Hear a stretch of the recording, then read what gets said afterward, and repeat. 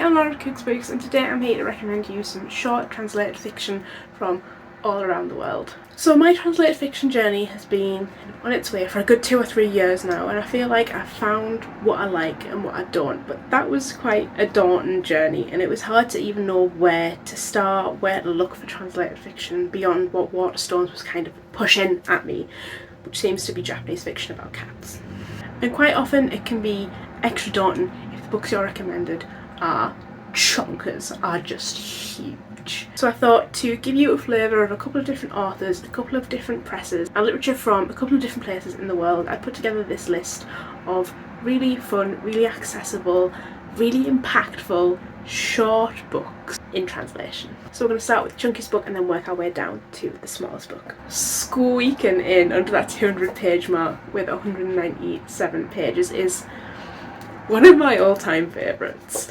It's The Brickmakers by Salva Almada. This is the book that made me obsessed with this author. It's translated by Annie McDermott and it is from the gorgeous Charcoal Press, which, as I've said a million times on this channel, is an independent press based in Edinburgh who translate South American lit. So this is an Argentinian book and it follows two queer young men trying to figure out and appropriately handle those emotions for another man that they've been told by a very heteronormative, very toxically masculine environment that they should not have, and the tragedy that wells up within that, as well as the smaller day-to-day aggravations. And all the while it's got this very dreamy kind of cadence to it, and you're never really sure whether you're in the past or the present, what's going on, until the very end when it all kind of slots together, and it's in this very kind of hyper surreal setting, most of it, of a carnival or a fair that's just wrapped up,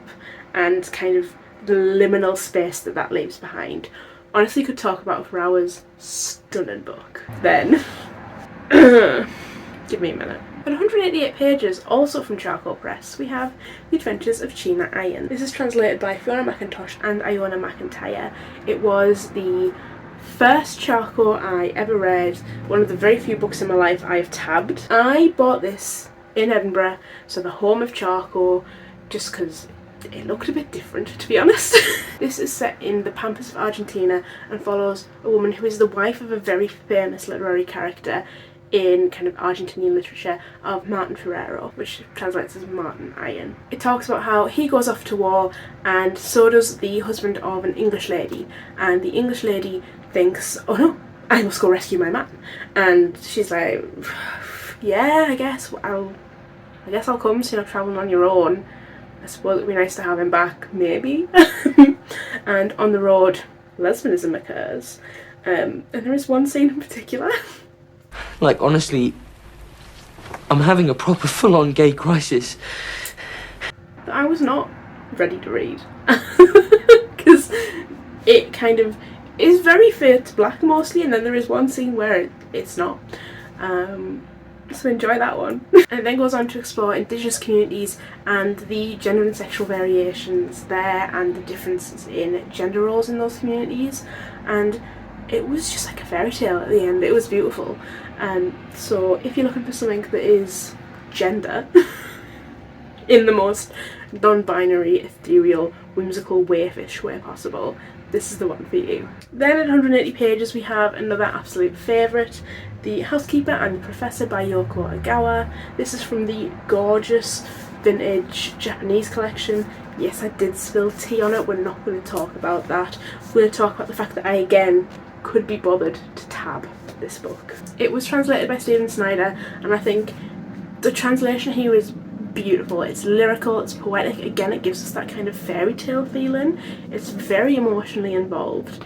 It follows a housekeeper who visits a man who has a form of amnesia where he forgets everything and he has to pin little notes to himself in order to remember things. Like, he has a note that says the housekeeper looks like this, and he's drawn a little picture of her, and he says, why don't you start bringing your son so he's not at home alone, and he adds that note to his jacket.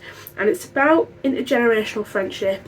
There is a slight mystery of unpicking how this man came to lose his memory, what the relationship is between him and his family, why he needs a housekeeper and why the family don't take care of him, how he is still a very intelligent man despite the fact that he doesn't have this memory. He still has access to his knowledge and his understanding of his field of mathematics.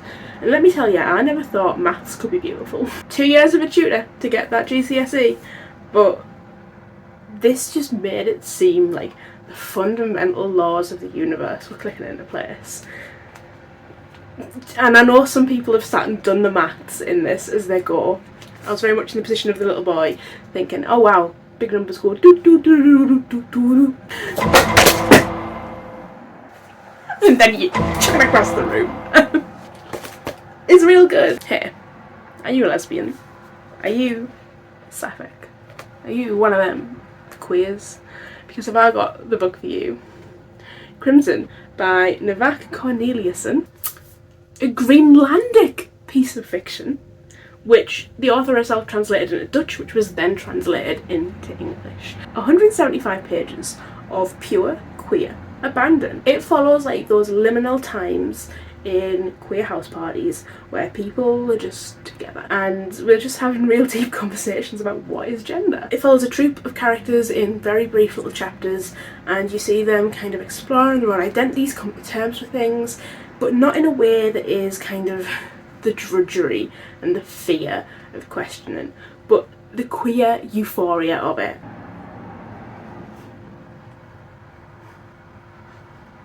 But all the different characters are kind of interlinked, so you'll kind of start to see a pattern forming throughout where someone does something that affects someone else, that affects how they behave to someone else, and then it kind of loops back around the initial character, so it kind of looks at queer community, especially in such a small place. It is just gritty and sparse and joyful.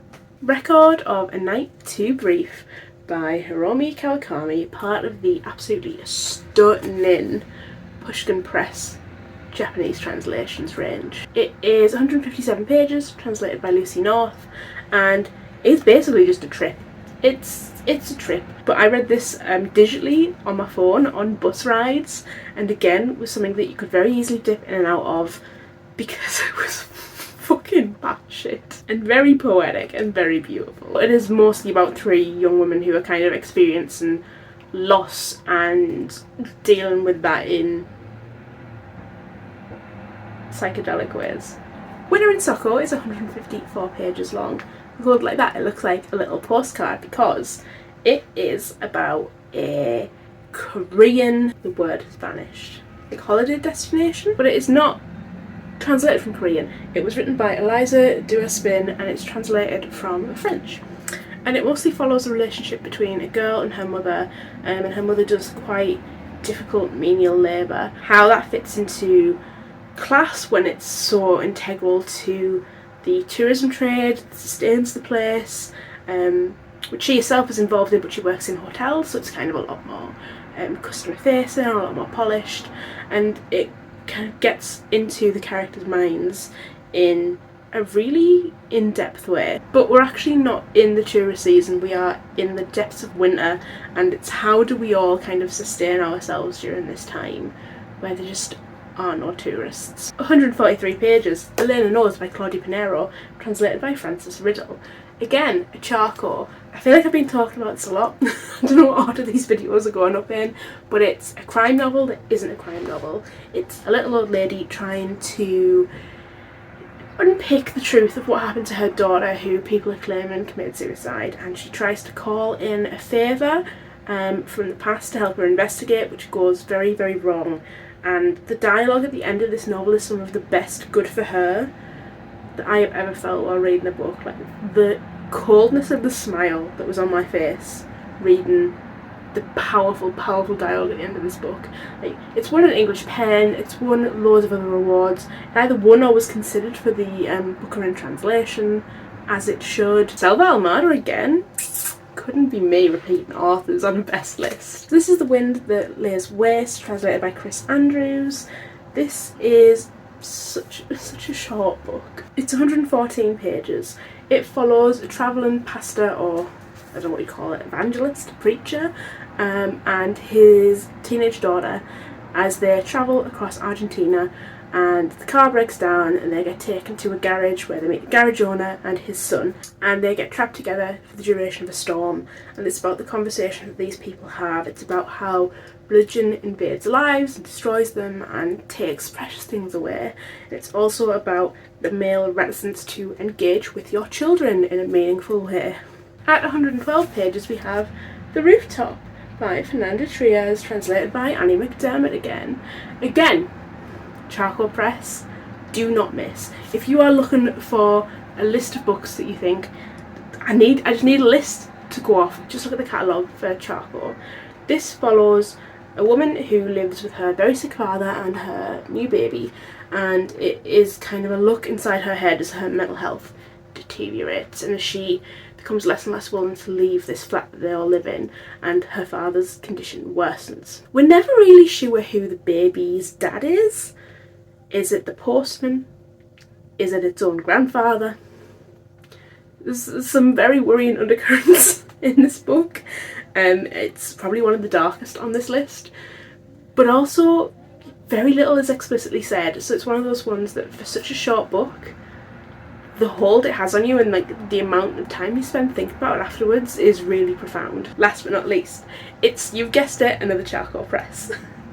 It is Biobu by Ida Vitale and it's translated by Sean Manning. So Vitale is from Uruguay, and this story follows a man who is kind of getting on in his years, but it's quite hard to understand what's happening at first because it's written in almost in verse, in a very lyrical way, very abstract way of how he interprets the world around him, and it's about his deteriorating mental health, again as shown by the way it's written, and about how he tries to find ways out of his situation and whether he's really to blame for them or not, because I don't fully think he understood a single thing he was doing. But it makes the setting very vibrant in a way because it's much more about what's happening around him, and how that gets translated to him rather than internal things moving the plot along. I just think it was a really, really interesting read for 80 pages. Again, one that holds on to you forever. So these are my 10 translated recommendations under 200 pages. I hope there were some authors, presses or titles that you hadn't heard of in there, and I hope that you feel like you've got a bit of a clue of where to start if you're new with translated fiction. What's also lovely about a lot of these books is that they are written or translated by women, so if you're doing any kind of women translation challenges, a lot of these are going to be useful for you as well. Thank you so much for watching. If you have any other recommendations for translated fiction, particularly under 200 pages, or to be honest, just any translated recommendations, please drop them below. If you've read any of these, please tell me what it is you loved about them, because I'd love to talk to you about some books in the comments. So I'll leave this video by saying thank you for watching again. Stan Selva Almada, Stan the song Crimson and Clover by Joan Jett, Stan Sapphics, and Stan Charcoal Press. Thank you, bye!